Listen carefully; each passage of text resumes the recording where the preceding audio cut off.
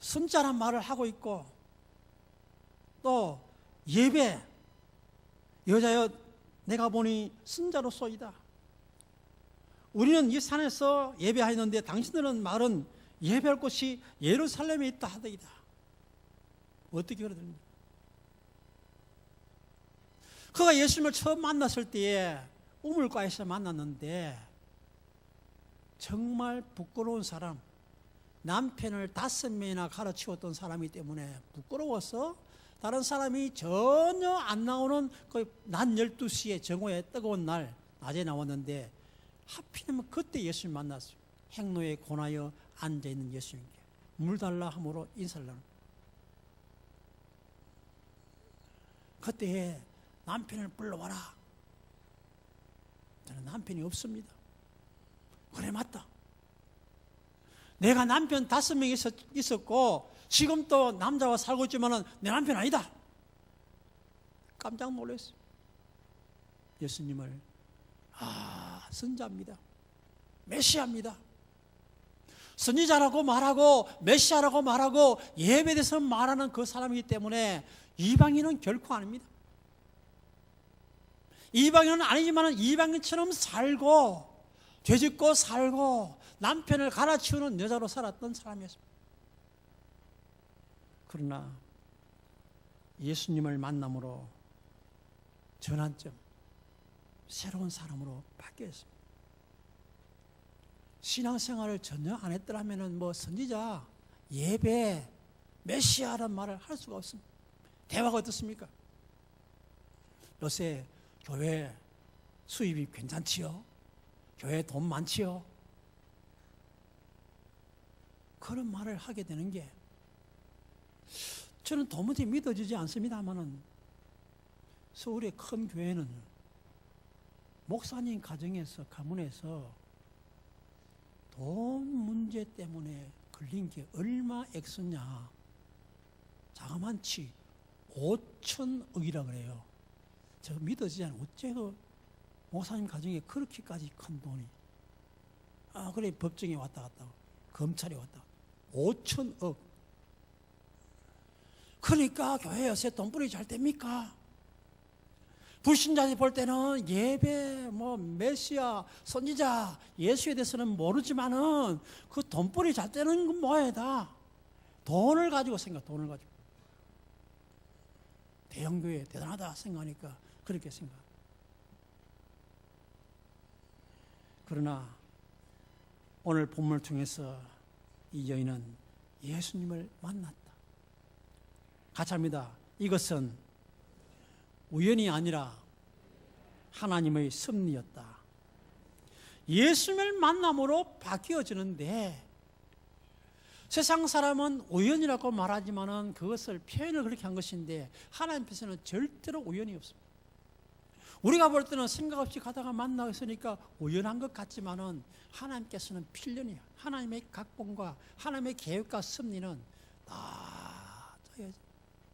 예수님은 사마리아로 지나가야 되고 지나가다가 행로에 피곤해서 걸터 앉았고 목이 말랐고 제 아들은 또 무엇을 먹을 것을 사기 위해서 가버리고 없고 그리고 이 여인은 아무도 없는 시간을 피해가지고 물들어 왔고 만나고 대화하는 것입니다.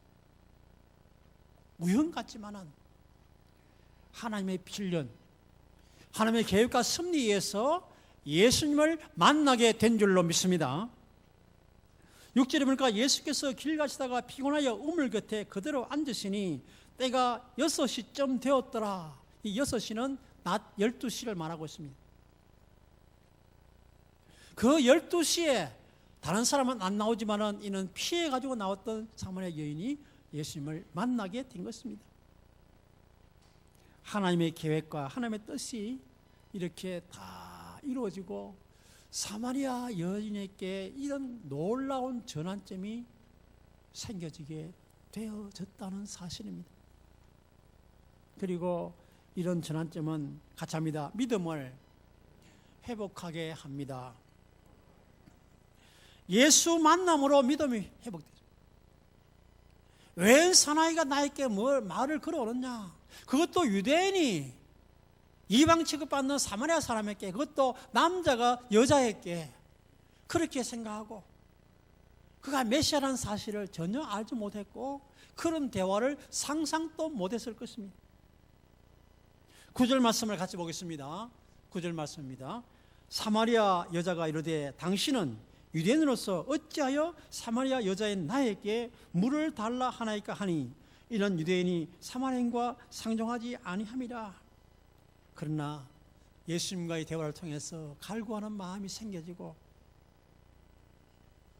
남편에 대한 이야기를 통해서 순자라는 것을 발견하게 되어지고 메시아에 대해서 말하고 25절 26절을 보겠습니다.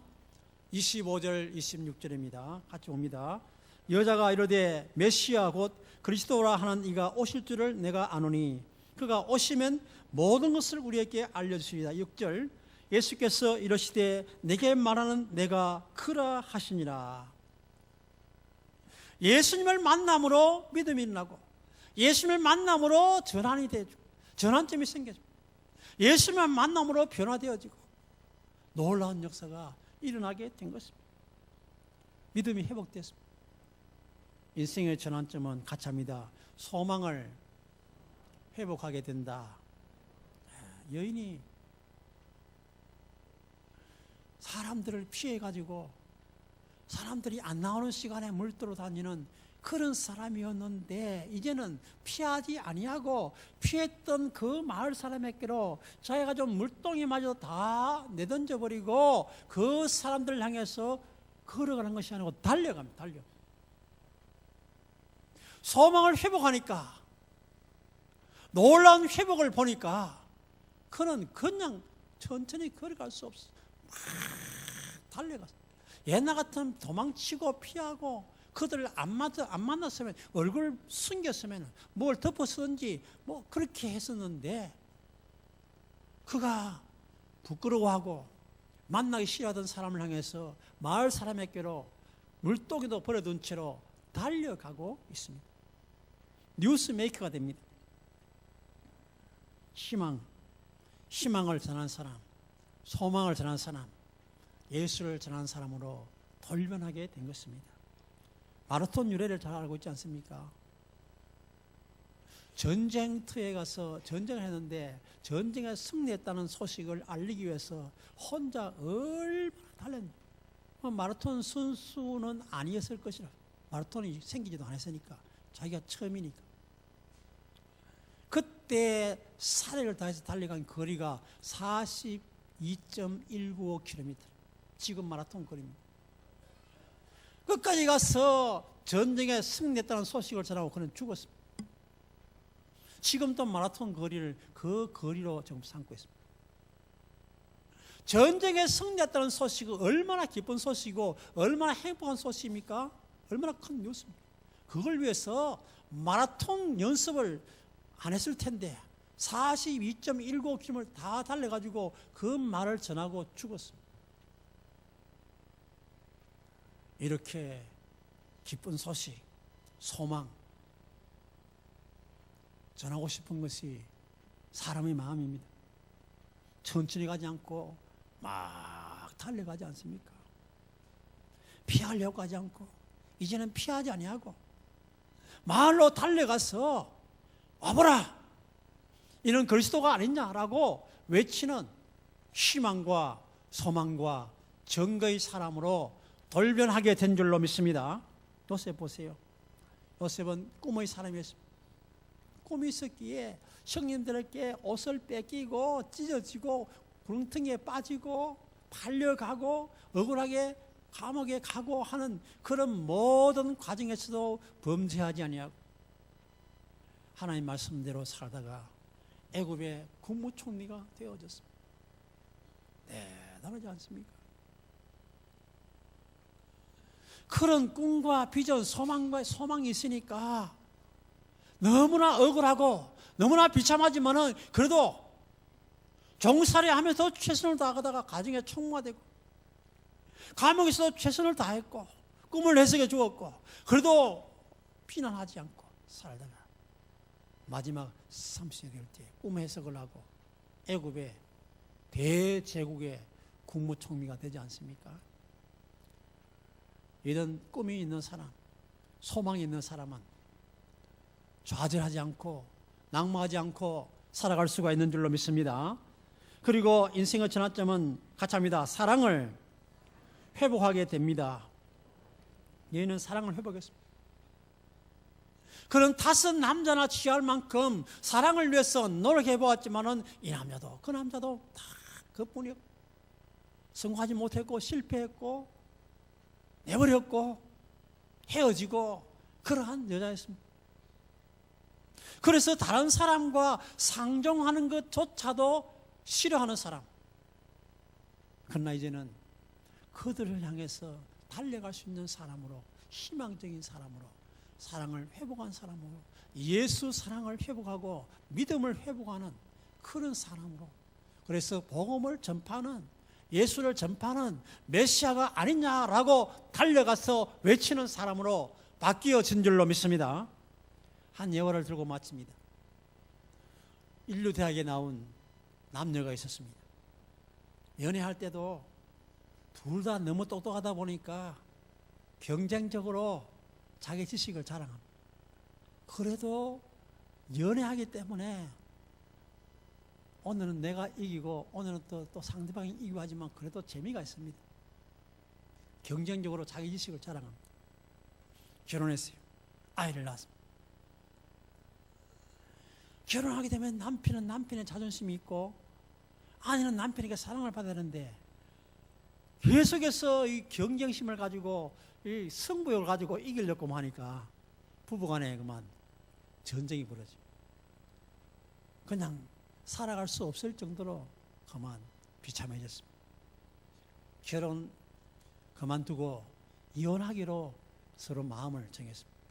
그런데 남편이 외국에 출장 갈 일이 생겼어요. 2달간. 그래서 출장 갔다 와서 이혼을 하겠다는 생각으로 밀어놓고 갔어요.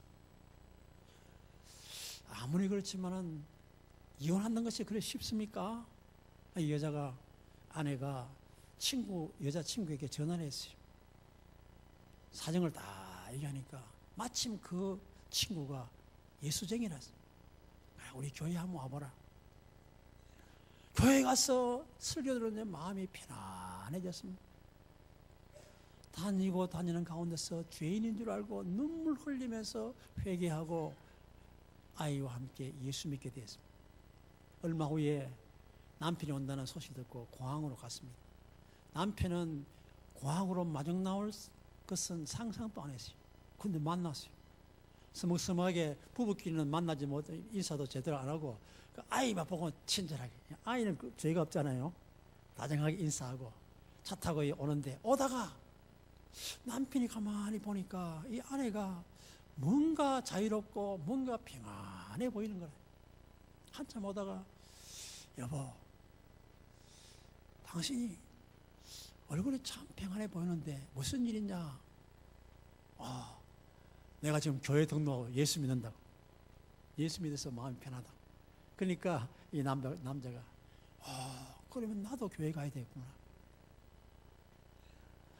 서로 경쟁하고 서로 싸우고 이혼해야 할 처지에 있는 그 똑똑한 남녀가 예수 만남으로 말미암아 가정이 깨어지지 않고 하나가 되어지고 화목하게 되어지고 사랑을 회복하게 되어지고 믿음마저 가지게 된 행복한 가정이 된 줄로 믿습니다.